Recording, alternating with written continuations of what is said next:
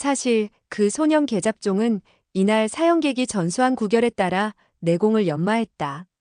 오시에 이르게 되었을 때 수양명 대장경, 족양명 위경, 수태양 소장경, 족태양 방광경, 수소양 삼초경, 족소양 담경 등의 6곳의 경맥에 갑자기 뜨거운 기운이 크게 일어났다. 그의 능력으로는 그 기운을 도저히 억제할 수 없었다. 동시에 각처의 태음, 소음, 거름의 경맥 가운데 얼음과 같이 차가운 기운이 침범해 들어오는 것이 아닌가. 뜨거운 기운은 지극히 뜨겁고 싸늘한 기운은 지극히 싸늘했다. 그 두 기운이 서로 융화되지 못하고 있었다. 수년간 열심히 내공을 연마한 그는 공력이 크게 불어나게 되었으며 이날 오시 무렵에 충맥과 대맥을 제외한 88량의 경맥이 벼랑간 격렬하게 부딪히게 된 것이었다. 그는 반시진 동안 버티다가 그만 정신이 혼미해지고 말았다. 그 이후 그는 몽롱한 의식 속에서 전신이 마치 뜨거운 용광로 속에 빠진 듯한 느낌을 줄곧 받아야 했다. 그는 땀을 비오듯 쏟았으며 입술이 바짝 타들어가는 고통을 당했다. 그런가 하면 다시 얼음 구덩이에 던져진 듯 전신의 혈액이 꽁꽁 얼어붙은 것 같은 고통을 또 받아야 했다. 이와 같이 뜨거운 기운에 이어 차가운 기운이 되풀이하여 엄습해왔다. 눈앞에는 수시로 여러 모양의 사람들이 나타났다가 사라지곤 했는데 그들 가운데에는 여자도 있었고 남자도 있었으며 추악한 사람도 있었고 아름다운 사람도 있었다.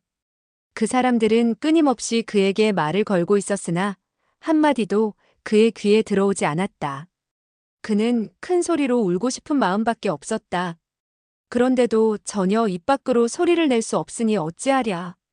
때로 눈앞에 빛이 보이는가 하면 때로는 한치 앞도 분간할 수 없을 정도로 눈앞이 캄캄하게 느껴지기도 했다. 그는 누군가 때때로 그에게 국이나 음식 같은 것을 먹이는 것을 느낄 수 있었다. 어떤 때는 달콤한 맛을 느끼기도 하고 어떤 때는 시고 매운맛이 코를 찌르는 것을 느끼기도 했으나 뭐가 뭔지 짐작할 수가 없었다. 이와 같이 멍청하고도 흐릿한 의식 속에서 얼마나 시간이 흘렀는지 몰랐다. 얼마의 시간이 흘렀을까? 그는 갑자기 이마에 싸늘한 느낌을 받고 코로 은은한 향기를 맡게 되자 천천히 눈을 떴다. 먼저 보인 것은 한 자루의 붉은 촛불이었다. 촛불은 가늘게 춤을 추고 있었다. 곧이어 맑고 카랑카랑한 음성이 들렸다.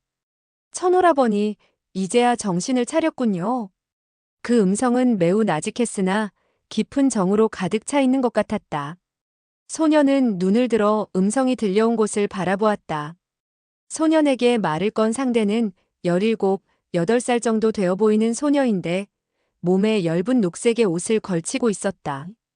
얼굴은 갸름한 것이 아름답기 이를 데 없었고 호수와 같이 맑은 눈동자로 그를 물끄러미 내려다보고 있었는데 입가에는 엷은 웃음이 감돌고 있었다. 그가 눈을 뜨는 것을 보고 소녀는 다시 입을 열었다. 어디가 괴로우시죠? 소녀는 머릿속이 띵하기만 했다. 그는 다만 자기가 바위 위에서 내공을 연마하고 있다가 갑자기 전신의 반쪽이 얼음같이 차가워지는 반면 다른 반쪽이 불과 같이 뜨거워지는 것을 느끼고 놀람과 당황함 속에 정신을 잃어버린 기억밖에 떠오르지 않았다. 그런데 어찌하여 눈앞에 갑자기 연녹색의 의상을 입은 소녀가 나타난 것일까? 소녀는 자기도 모르게 중얼거리듯 말했다. 나는 이와 같이 더듬거리는 순간 그는 자기 자신이 푹신한 침대 위에 눕혀져 있다는 것을 깨달을 수 있었다. 그의 몸 위에는 이불이 덮여 있었다. 소녀는 이불을 걷어젖히고 일어나 앉으려고 했다. 몸을 움직이려는 그 순간 사지백해가 허물어지는 듯한 고통이 사지를 엄습해왔다. 그는 양미간을 찌푸리며 자신도 모르게 비명을 토했다. 아!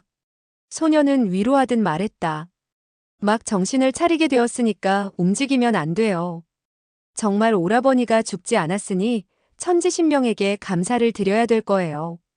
그녀는 고개를 숙이고 소년의 얼굴에 가볍게 입맞춤을 하더니 몸을 바로 세웠다. 소녀의 얼굴은 붉게 물들어 있었다.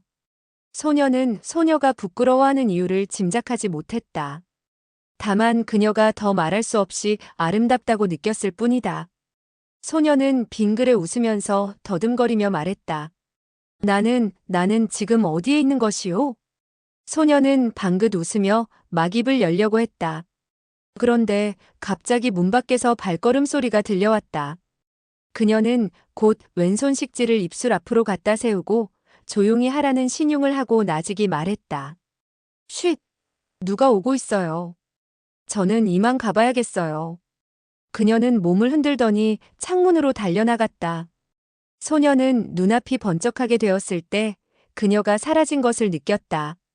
곧이어 지붕 위에서 가느다란 발자국 소리가 들리더니 그 소리가 서서히 멀어져 갔다. 소녀는 모든 것이 망연하기만 했다. 그녀는 누구일까?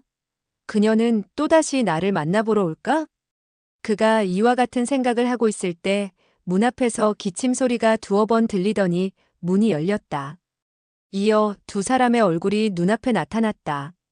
한 사람은 얼굴에 병색이 짙은 노인이었고 다른 한 사람은 비쩍 마른 사람인데 얼굴이 눈에 익은 것이 어디서 본 듯한 느낌이 어렴풋이 들었다. 노인은 소년이 눈을 커다랗게 뜨고 자기를 바라보고 있는 것을 보자 얼굴에 기쁜 빛을 띄우더니 한 걸음 다가서며 말했다. 방주 좀 어떠십니까? 오늘은 안색이 퍽 좋아졌습니다. 소녀는 그 말을 듣자 깜짝 놀라며 황급히 반문했다. 당신은 나를 무엇라고 불렀지요?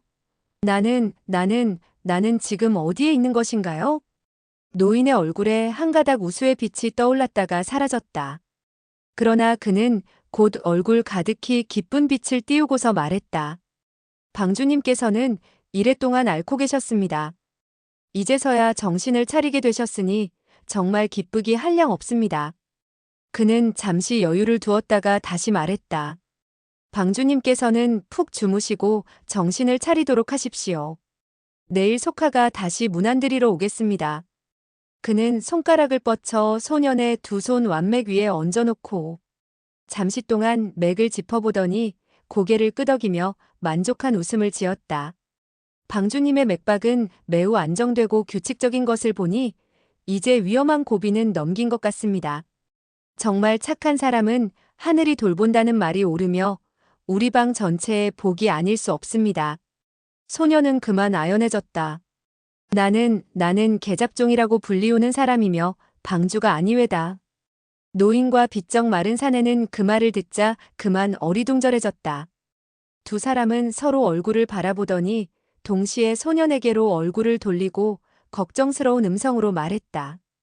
방주께서는 편히 주무시도록 하십시오. 그들은 뒤로 물러서더니 몸을 돌리고 방을 나섰다. 그 노인은 바로 착수해춘 폐해석이었다. 그리고 비쩍 마른 사람은 미향주 미횡야였다. 미횡야는 마천회에서 사형객에게 상처를 입었으나 다행히 사형객의 내력이 그 당시 얼마 남지 않았고 폐해석이 때늦지 않게 구원을 했기 때문에 장락방 총단으로 돌아와 며칠 휴양하는 동안 점차 상세를 회복할 수 있었다. 다만 그는 일세의 영명이 사형객의 일초식에 사라지게 된 것을 매우 수치스럽게 여기고 있었다. 폐해석은 따뜻한 말로 그를 위로했다. 미아우님, 이 일을 두고 말하자면 우리가 좀 경솔했다고 생각되는구려. 이제와 생각해보니 당시 사형객이 차라리 우리 9사람을 한꺼번에 제압하는 것이 더 낫지 않았을까 하는 생각이 드는구려. 그렇게 된다면 방주께서 방해를 받고 주화인마가 되는 일이 없었을 게 아니겠소? 그는 잠시 여유를 두었다가 다시 말했다. 방주님께서는 줄곧 정신을 차리지 못했으며 상세가 꼭 완쾌된다고도 말하기 어렵소.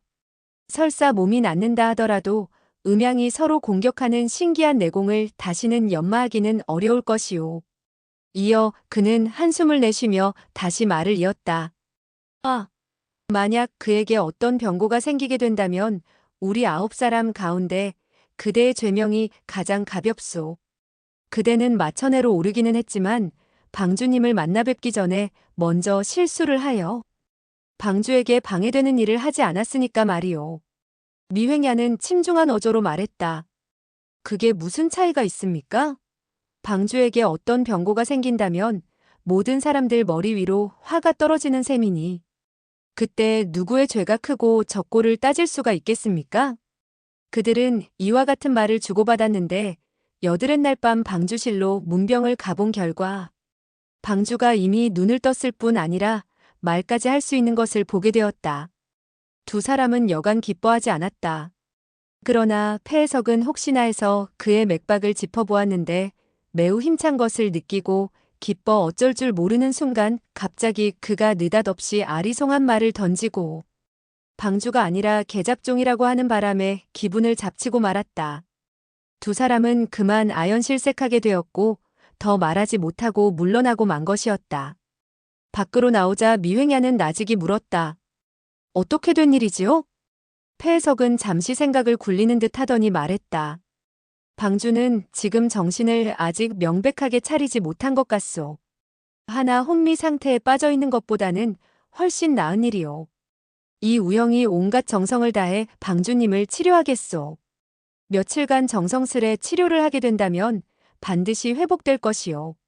그는 잠시 여유를 두었다가 다시 말했다. 하지만 그 일이 들이닥치려면 예고 없이 신출귀몰하게 나타나는데 방주께서는 언제쯤 완전히 치유될지 알 수가 없으니 큰 걱정이오. 하지만 그는 곧 다시 한마디를 덧붙였다. 방주께서 이곳에 있는 이상 하늘이 무너진다 해도 책임질 사람이 있게 된 셈이오. 이어 그는 미획야의 어깨 죽지를 두드리며 웃음빛을 띄우고 위로하듯 말했다. 미아오님, 걱정할 것 없소. 모든 것은 내가 알아서 처리할 것이며 적절한 안배를 해두었소. 두 사람은 이렇게 대화를 나눈 후 각기 자기의 처소로 돌아갔다. 한편 소녀는 두 사람이 물러가자 그제서야 희미한 의식 속에서 방 안의 광경을 살펴보게 되었다. 그 자신은 한 커다란 침대 위에 눕혀져 있었으며 침대 앞에는 붉은 칠을 한 탁자가 놓여 있었다. 탁자 양쪽에는 두 개의 의자가 놓여 있는데 그 위에는 방석이 깔려 있었다. 방 안에 커다란 비단 방석이 여러 개 놓여 있고 향 냄새가 은은히 피어나는 것이 신선의 동굴에 와 있는 것이 아닌가 하는 생각이 들 정도였다. 소년의 눈에는 모든 물건이 신기하게만 보였다. 소년은 한숨을 내쉬며 생각했다. 이것이 꿈이 아닌지 모르겠구나. 그러나 방금 녹의 소녀가 기뻐서 나직이 속삭이며 겸연쩍어 하던 모양은 아직도 그의 눈에 선했으며 또렷했다. 그녀가 달려나간 창문도 반쯤 닫힌 채 있는 것이 꿈이라곤 생각할 수가 없었다. 그는 오른팔을 뻗쳐보았다. 자기의 머리를 만져보려고 한 것이었다. 그런데 가볍게 손을 쳐들었을 뿐인데 전신이 다시 바늘에 찔린 것 같은 고통을 느꼈다. 그는 그만 비명을 지르고 말았다. 아이쿠! 그때였다. 갑자기 방 한쪽 모퉁이에서 그 누가 하품을 하더니 말하는 소리가 들렸다. 도련님, 이제 정신을 차리셨나요? 그것은 여인의 부드러운 음성이었다. 막 잠에서 깬 듯한 그녀는 놀라 부르짖었다. 아, 정신이 드셨군요. 이렇게 말하며 일어서는 사람은 황삼의 소녀가 아닌가. 그녀는 방 한쪽 모퉁이에서 달려나와 소년의 침대 앞으로 다가섰다. 소녀는 처음에는 먼저 번에 창문으로 달려나간 소녀가 다시 나타난 것이리라 생각했다. 그리하여 그는 만면에 미소를 지으며 눈을 번쩍 뜨고 바라보았다.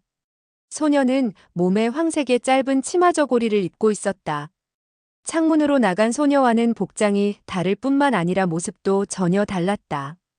이 소녀의 얼굴은 약간 동그란 편이었으며 눈망울도 둥글고 컸다.